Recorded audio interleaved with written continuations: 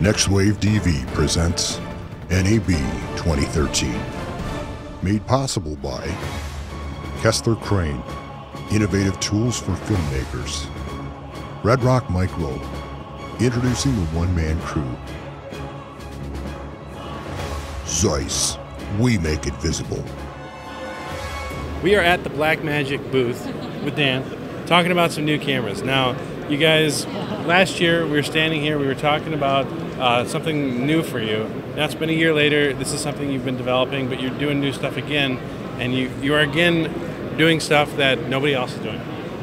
You're cramming stuff into small packages, you're doing 4K in a more affordable price point than anywhere else.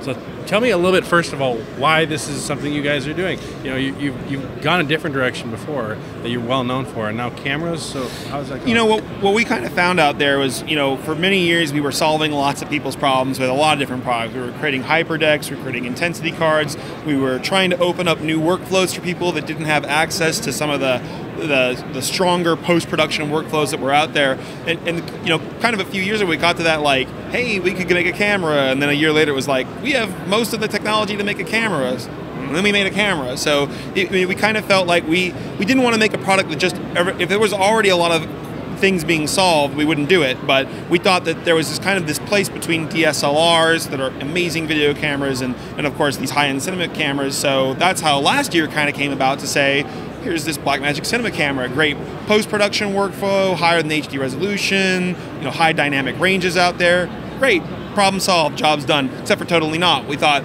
there's got to be some more things we can do out there. And of course, one of the big things we heard people saying was wanting to have a larger sensor and going to 4K. So that leads us to, obviously, the new production cinema camera for 4K, which is $4,000. It does add the super 35mm sensor, does add things like global shutter.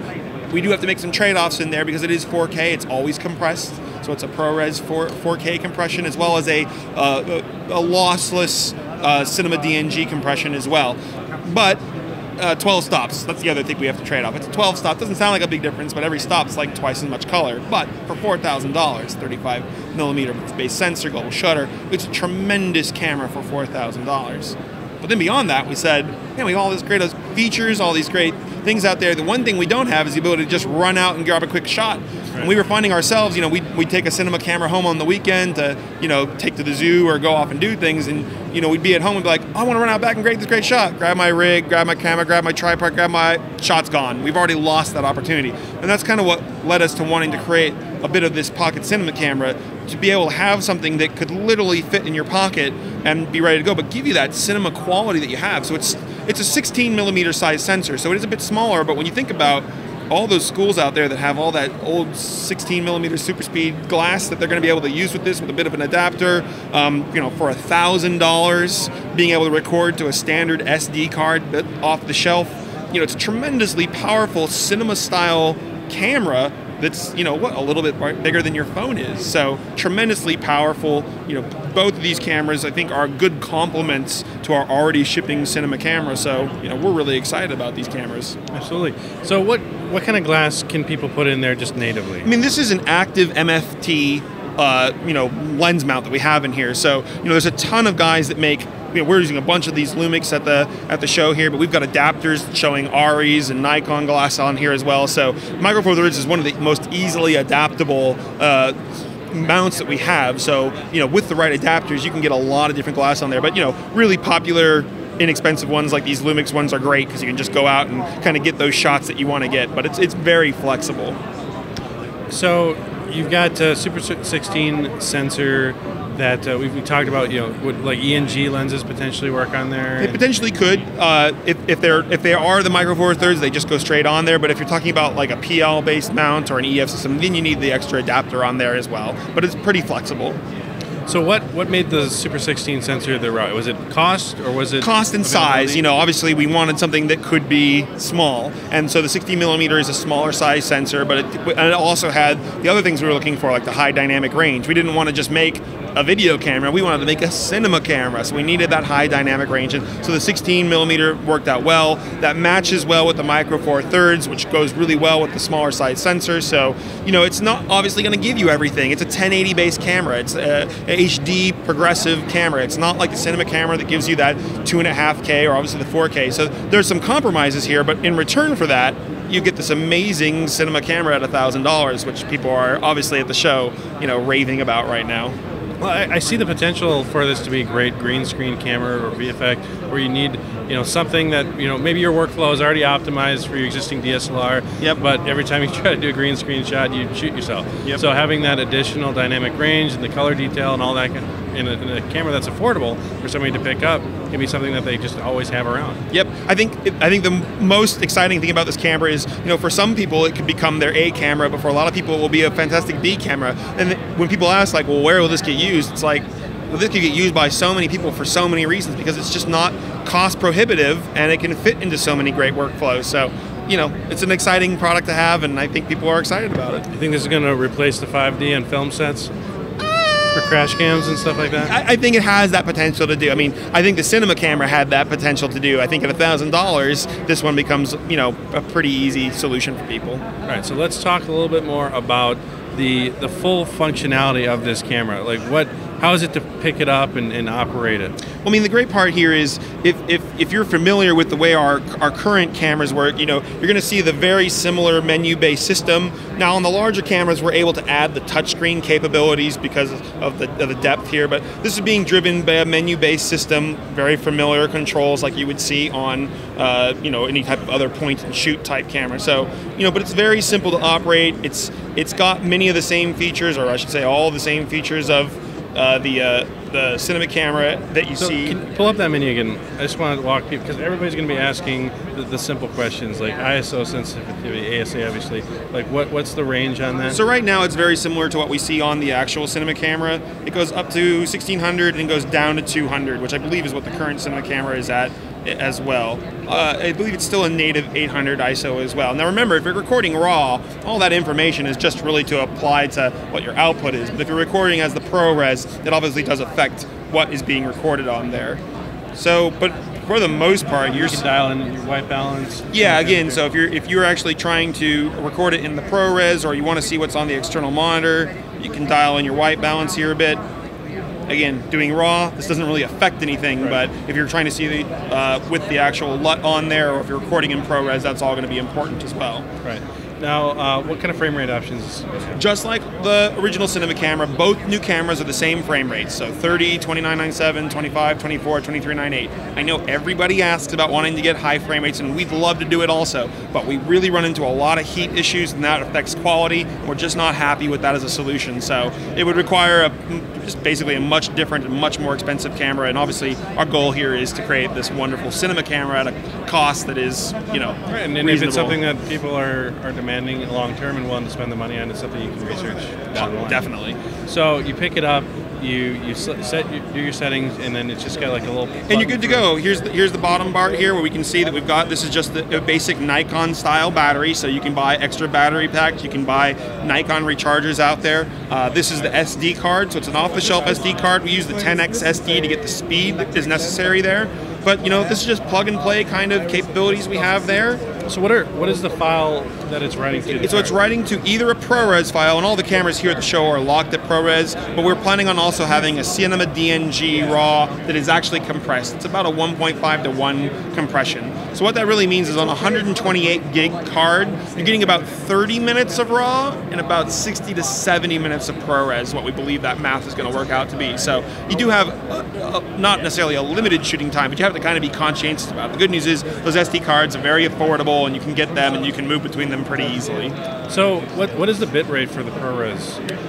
I don't remember the exact bit rate in there. I remember the math the other way. I'm just curious because like I'm used to, with our FS700, our class 10s are 45 megabits per second, and this is ProRes. I'm used to being exceeding that. So usually you have to have a much faster card or SSD or whatever. Well, the 10x SD cards are actually really fast, so that's why we're able to do it. And it is just the normal HQ ProRes 422 1080. The big thing here is it's 1080 as opposed to the bigger cameras, which are obviously a higher resolution. Great. So again, operation. It's got mic inputs on here. So on the side, it's kind of a smaller version of the Blackmagic Cinema camera. At the top here, we have a length control. So basic start-stop controls that we can do there. Got a headphone jack, obviously using the mini pin. We've got a mic for 2 stereo input. Now on here you can see that we've got the ability to adjust there's a microphone input on the front, as well as being able to use the stereo input on there, and there's a speaker on here as well that we can use. As opposed to the larger camera where we have the SDI, we do have a mini HDMI, so you do a mini HDMI to HDMI. We thought that was more appropriate on this camera. And then we have a 12-volt battery charger, or power plug, I should say, here. And obviously this will come with the camera. The great part here is it will either charge the camera, or it will charge the removable battery either while it's using, which obviously takes longer, or charge it faster if you're not using it. So those that want this camera to be something they could operate, be able to hand to somebody, maybe shoot as a B cam to their production, what kind of auto functionality does it have? I mean, it's again very similar to what we see on the current cinema camera. You know, we don't add a lot of things like autofocus or auto zoom. You know, the big ones are going to be like the auto iris, so that we can adjust, so that we have kind of the right balance there. The focus is a focus assist, which is easier to see on the larger screens. You can see kind of here how some of the greens are. That's going to show me that the focus is on there. And I can turn that off. So no autofocus, but focus assist, auto iris, as well as being able to step through our irises as well. All right, so Pocket Cinema camera, great tool, great possible accessory to your new 4K model. Yep, we wanted to create a model that was able to have a 35mm base sensor. We did want to have that new 4K resolution. What we had done is, Ultra HD is here. There are TVs that are shipping. 4K was already shipping last year with HDMI 1.4. Our big thing this year is we have 6GB SDI technology. That's an SDI single cable that's capable of doing Ultra HD, HD, or SD. So you'll see throughout our rest of our product line, we've upgraded a lot of our products. Our Decklink 4K Extreme, our HyperDeck Studio Pro. We have a new A10 Production Studio 4K. All this capable of doing Ultra HD production. So the one thing we were kind of missing was a camera. So we call it the production camera because with that 6GB SDI, we can actually do a live Ultra HD output into something like our production switcher to do a live production. But of course, it's still a cinema camera at heart. It has all the same quality that we have on our current cameras with a few alterations. Obviously, like we talked about, we've got the 12 stops versus 13 stops. Obviously, everything being recorded is going to be compressed. So the ProRes 4K or the visually lossless Cinema DNG RAW, still very high quality, but compressed 4K. But really everything else you see on the camera looks exactly the same as the current shipping Blackmagic Cinema camera. So same tools, same non-removable battery, same plugs that we're going to see on the side for the SDI output, though 6GB, 1/4" jack ring tip sleeve. Very similar. We wanted it to be able to be using all of the current accessories that people have out there for their cinema cameras. So again, remind us, what made you guys go with this form factor versus a traditional camera? Well, we wanted something that could kind of go between, is it a studio camera, is it a handheld camera? We wanted something that you could hold in your hands, but also something that could really go up and be used as a studio camera as well. So a lot of the design decisions were about trying to blend both of those worlds. Now, in the end, while it can be used as a handheld, most people are using it as kind of this mounted cinema style camera because they like to add a lot of these accessories, whether it be an external monitor so they can get VU meters on, or they'll add additional audio capabilities by maybe getting a Beach Tech type box to be able to have XLR or phantom power. So a lot of these cameras do get kind of built up into these big production studios type cameras, but it is still quite capable as a handheld or a run and gun style camera as well. So super 35mm sensor, that's something that people are a bit more familiar with for lensing, for focus, all that kind of stuff. And what kind of things have carried over? Is there any change in frame rates, in ISO sensitivity? So currently, the camera's still got a bit more work to do. The ISO sensitivity is a bit different, so we're not so sure that we're going to get what we're going to get on the ISO sensitivity. We think it's going to be probably not quite as good as low light as the current cinema camera, so that may be a bit different. Probably not tremendously, but that will probably end up being a difference that we'll see out there. Obviously, the global shutter being on there is a big deal for guys that want to do a lot of fast action shots. Obviously, the EF mount paired with the 35mm means being able to get those big wide shots that, on the cinema camera you were dealing with a 2x crop factor versus a 1.1 crop factor on here as well. But beyond that, it's still a 30p and lower camera. We'd love to see that higher resolution, but we're just not able to get that going quite yet. So, No, is it an active EF mount? It is a similar EF mount like we have on the other ones. We do have the ability to do the iris adjustment. I think that's working on these cameras, maybe not, but it's just like the it's just like the currently shipping EF mounts as well. And now you were talking about production workflow for live events. Yep. Does that 6G signal, or does your current system allow for control of the iris and for engineer? Or anything? No, right now the best you're going to get is the length control for start-stop kind of controls, and the 6G output's going to be just for taking you take your overlays out, you jam it into either our production switcher for a live event, or something like our Decklink 4K Extreme or Ultra Studio 4K, or even a HyperDeck Studio Pro if you wanted to record off to a different format. And those will record in the different formats, but there's no real other control given to the camera. And you're showcasing also the ability to do like live grading.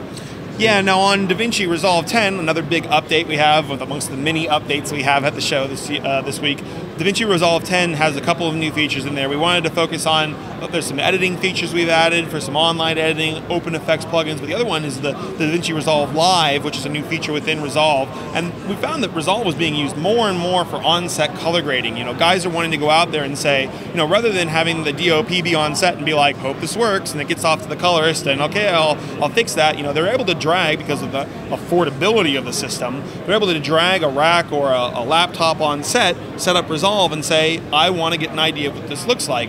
So with Resolve Live, what we're able to do is go directly into Resolve via the camera over Thunderbolt or another camera using one of our devices perhaps as well, and say, okay, now I'm seeing a live image on Resolve, and I can go ahead and have, okay, let's adjust that light, or let's move that bit of furniture, and let's get all this in here so that I can get a live grade of what that image is. Then that can be saved, everyone's happy with it, they can do all of the shoot, and when the colorist comes back a week later or whenever he's already got that look already saved and done, and it's a tremendous upgrade actually for Resolve 10. Is that something, and maybe I'm off base here, but is that something that you could do in a live production and output that? It'd be a little bit harder to do on a live production. You could possibly do it, but it becomes questionable because you're doing an input and an output at the same time. So it's really going to be kind of system dependent, and we'll kind of see how that pans out as we get closer to Resolve. As we get closer to releasing Resolve 10. All right, so Dan, there's too many features in new Resolve just to talk about it. So we've come over here. Michael's going to be joining us. And we're going to be talking about some of those. You're going to showcase some of the new advantages to Resolve 10 and why it's something that every colorist should have. How you doing? Good. All right, so one of the main new features of Davinci Resolve 10 is, I'm a working colorist, and one of the drags I have every single day or for every single session is they're like, hey, I'm not sure I can start color yet because our edit isn't locked. So what Davinci Resolve 10 brings to the table is not only can I bring in an edit, traditionally importing an XML, as we've always done the last few versions, import an edit of the picture, but in this case, what we're going to import is the edit with its source audio tracks. So now you have unlimited not only picture tracks, but audio tracks. So we're not stopping the editorial process once you come to the color session. Edits are never finished. Clients are always going to tweak until they have to deliver.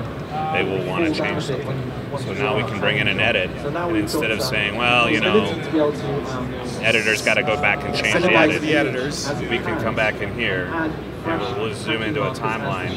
We have new interactive trimming features. So here, if I want to slip that edit right in my timeline, or if I want to gesturally roll the edit right in the timeline, we'll be able to do that. If we want to swap out a shot, we'll swap out a shot. Hey, all the VFX are done. I can cut them in right here in the new timeline inside of Davinci 10. Now, is that something that you can then export that back to the editor? Right, so that's the brilliant part about it, is the edit is always in. It's a living, breathing thing. So we've always been able to export XMLs once we were done. Now, this is now the new edit. So when I export that back to an Avid, a Final Cut Pro 10, a Final Cut Pro, or a Premiere system, that's the timeline. It's awesome, yeah. So, that in general, we could spend more time in here talking about it, but that to me is the features that... Plus it's added titling in there as well.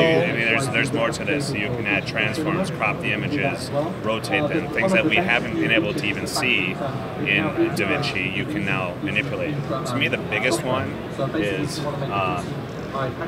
load up a different timeline here.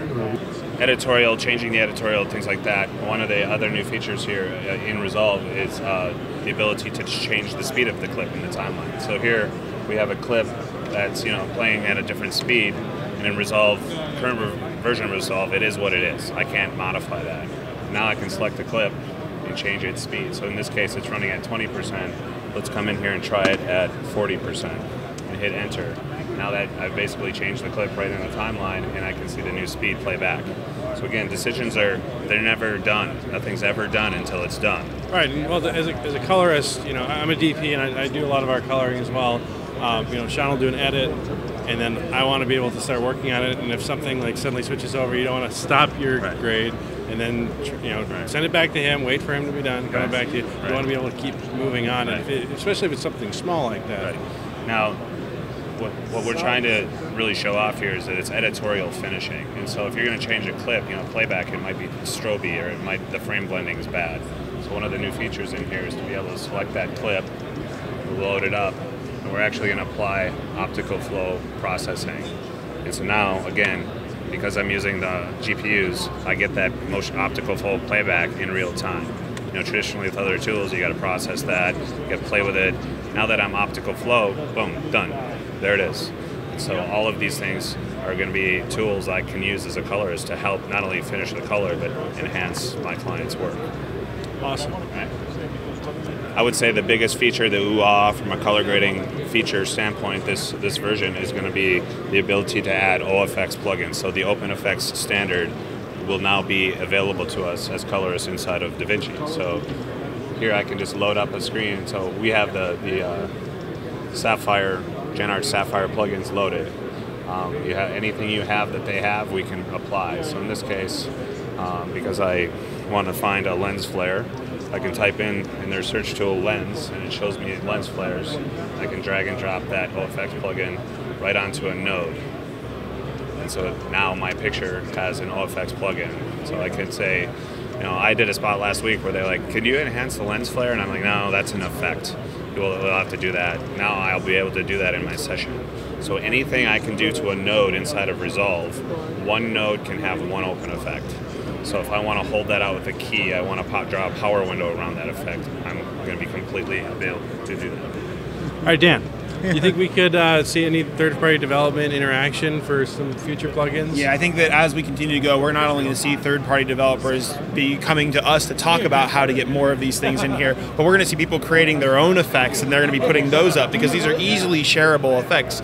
So pretty much everything you see in Resolve here is kind of about opening up. It's not about becoming a visual effects editor or becoming an editor, but it's about how we don't have to continually send things back and forth. We see more and more people saying, I have 4 editors and 2 VisFX guys, everything's coming over into the color grade. Well, the last thing we want to do is to send the whole project off to an editor to have to refix, or send the whole thing EDL'd out to a VisFX guy. We just want to be able to do a few of these things directly in Resolve and make it this really wonderful visual tool, finishing tool, which is what you're seeing right here. Absolutely, because when you get to this stage, you don't want things to slow down, you don't want things to have to... At this point, you'd like to be done. You'd like to be getting your color grade, doing the last tweaks that need to be done, adding any other effects that have in, and not having to send it back, because A, that's going to take more time, and B, it's going to cost someone more money, whether it be the client or the production company. So being able to wrap it all up in here is really a fantastic upgrade.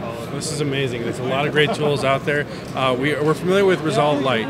Are some of these going to be translating over? So Resolve 10 is going to be ready sometime later, Q3, we believe. Generally speaking, we try to update Resolve Lite as well, but it takes generally 4 to 6 weeks afterwards, generally speaking. So a lot of these will make it over into there. Obviously, the things that make Resolve Lite is the fact that it is limited to the HD resolution and the single GPU, but most of these things should probably be making it over, we think, into the Resolve Lite version as well. Awesome. Well, thanks for your time, Dan. Yeah, no problem at all. Thank you. Great.